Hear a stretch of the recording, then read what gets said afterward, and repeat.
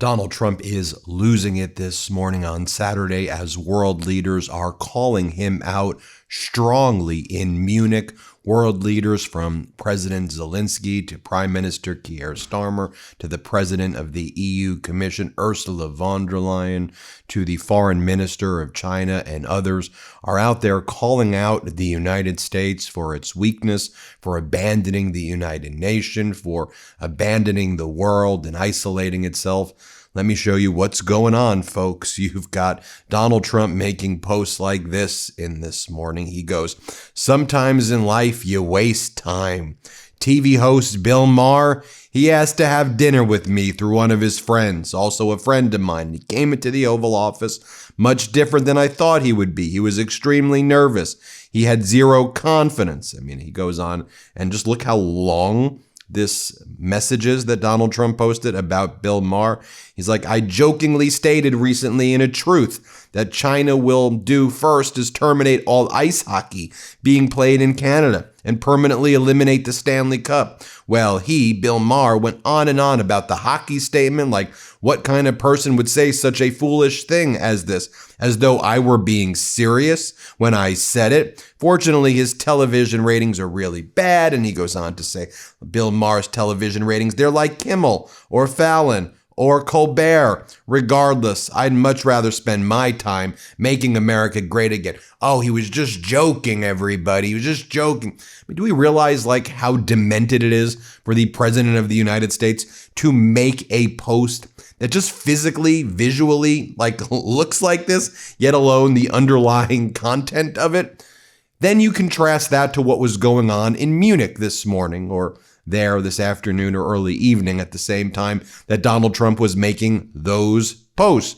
You had President Zelensky of Ukraine basically calling out Trump in the United States for saying, you want us to make concessions here, concessions there, but never Russia. You always want Ukraine to concede. Well, we're not going to give up our damn territory, and we've made our concessions. Watch Zelensky here. Play this clip. The Americans often return to the topic of concessions, and too often those concessions are discussed in the context only of Ukraine, not Russia. Europe is practically not present at the table. It's a big mistake to my mind, and it is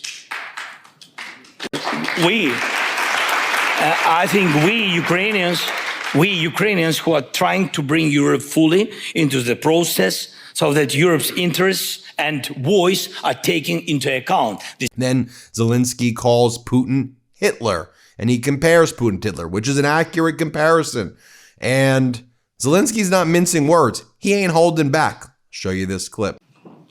And it seems Putin hopes to repeat Munich, and not Munich 2007, when they only spoke about dividing Europe, but Munich 1938, when previous Putin began dividing Europe in reality. It would be an illusion to believe that this war can now be reliably ended by dividing Ukraine, just as it was an illusion to believe that sacrificing Czechoslovakia would save Europe from a great war. More from Zelensky right here about the meetings that will be taking place between representatives of Russia, the US, and Ukraine in Geneva. And Zelensky's like, okay, yeah, we have these trilateral meetings, sure. But honestly, sometimes it feels like we're just talking about different things. And clearly, Ukraine is talking about peace and ceasefires and actual concessions. And Russia brings like a historian with them and talks about why Ukraine needs to capitulate. Russia has never made a single concession. Let's play this clip. We are, the more realistic peace becomes. A lot of time now is spent on negotiations. We truly hope that the trilateral meetings next week will be serious, substantive, helpful for all of us. But honestly, sometimes it feels like the sides are talking about completely different things. And Zelensky, though, points out that the Ukrainian army right now undoubtedly is the strongest army in Europe by far. And the Ukrainian army is one of the strongest armies in the world right now. It's combat tested. It showed how you can stand up to, remember people said, well, Russia's like the second biggest army in the world or third biggest army in the world. It's the second biggest army in Ukraine right now because Ukraine is bigger than, is not bigger, but it's stronger than Russia's army in many ways. Here, play this clip. American backstop. That is why Europe needs Ukraine. The Ukrainian army is the strongest army in Europe. Thanks to our heroes. And it's simply, I think it's simply not smart to keep this army outside NATO.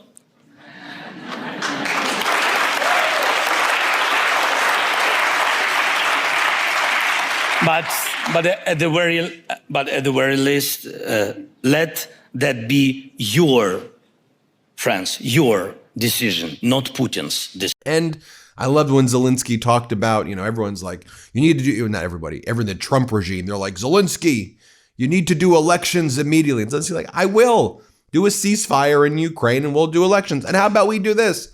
We'll give Russia a ceasefire if they do elections as well. Watch this line. Secretary General, But we can also give ceasefire for Russians if they will do elections in Russia. And then Zelensky's like, everyone is also saying, well, Lincoln was able to there was able to be elections during the Civil War. And Zelensky's like, okay, but there weren't missiles that were flying on you. And so if the issue is that we don't want our people out there and then those locations to get blown up and people to get massacred on election day. Here, play this clip. And we can't compare. Sometimes I heard, yes, we had elections in the United States during Lincoln's time and etc. How we can compare it? We have missiles, our people under missiles. It's not just land war, a lot of missiles. We're under ballistic attacks. So give us ceasefire. President Trump can do it. Then Zelensky talks about the Russian casualties that were inflicted. Let's play this clip. For our army, the mission is clear: to destroy more Russian occupiers because they are occupiers. And the goal is specific, at least 50,000 per month. Even for Russia, that would be serious, I'm sure. Then we heard from the president of the European Union Commission, Ursula von der Leyen. Here's what she had to say. Play this clip. So, for example, I want to be very clear. Our digital sovereignty is our digital sovereignty. Very clear on that one.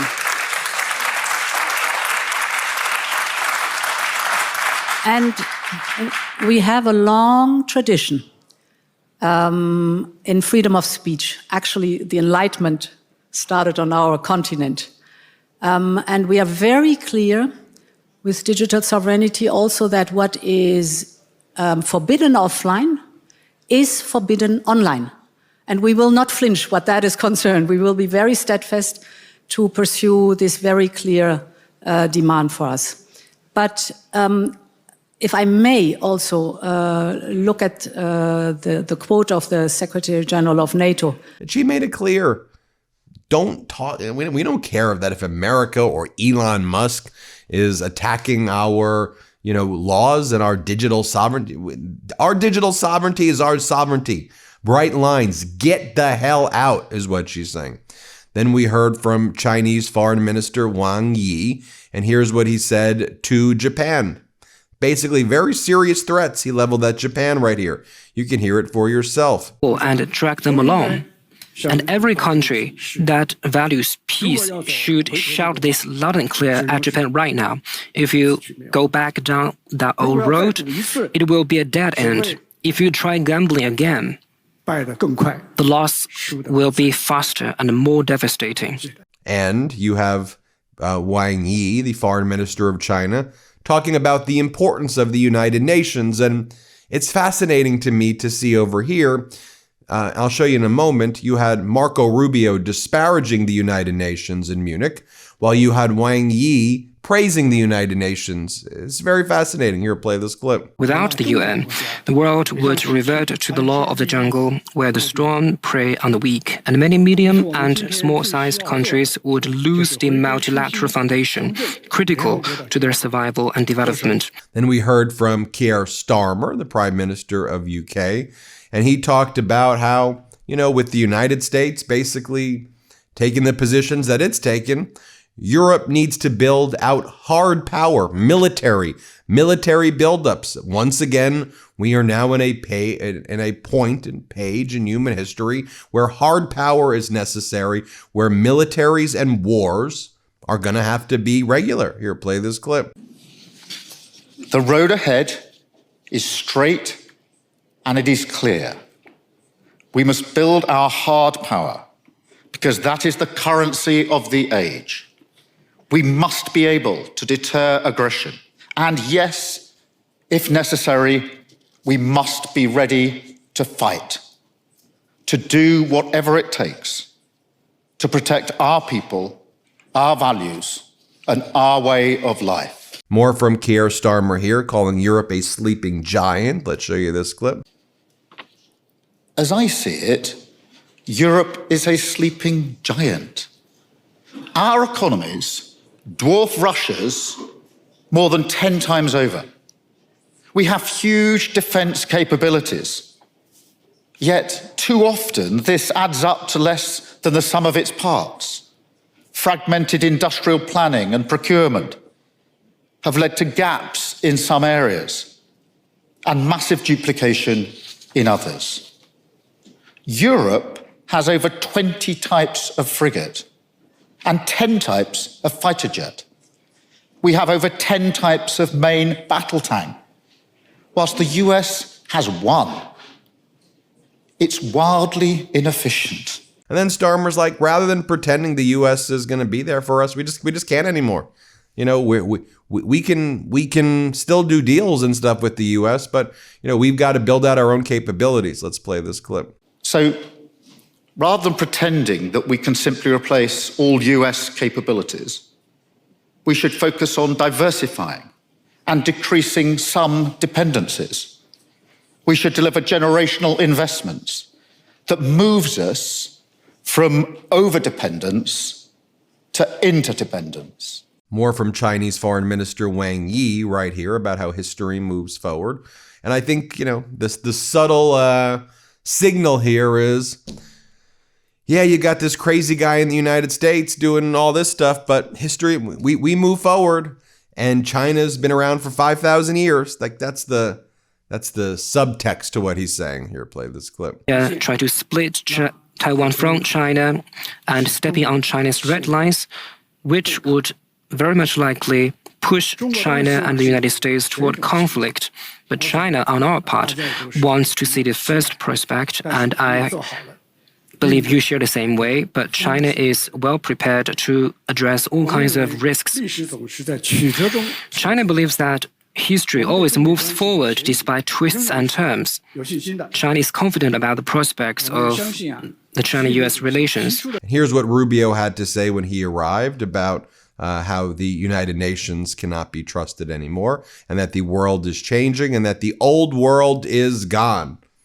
Yeah, the old world where the United States was leading the world, was the economy, was the envy of the world, where everybody wanted to put their money into the United States. And that world is gone because y'all destroyed it. Here, play this clip. The world is changing very fast right in front of us. The old world is gone, frankly, the world I grew up in, and we live in a new era in geopolitics, and it's going to require all of us to sort of re-examine what that looks like and what our role is going to be.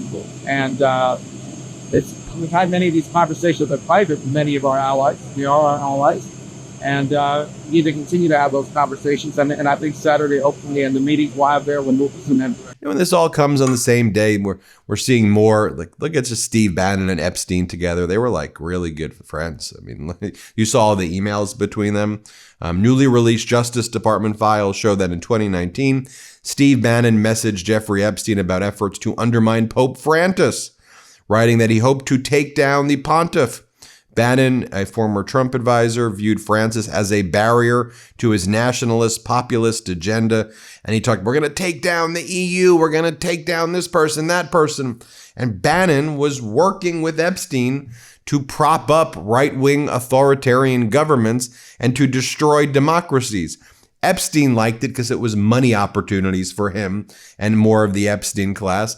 Bannon liked the chaos because Bannon liked to be a puppet master to install his right-wing MAGA people for Donald Trump. That's what was going on in a lot of those emails. If you saw some of our prior coverage. Well, there you have it, everybody. Let me know what you think. Hit subscribe. Let's get to 6 million subscribers. Thanks everybody so much for watching. Happy Valentine's Day to everybody out there. New Midas merch drop! Check out the latest pro-democracy sticker packs, t-shirts, hats, sweatshirts, and more. All at store.MeidasTouch.com.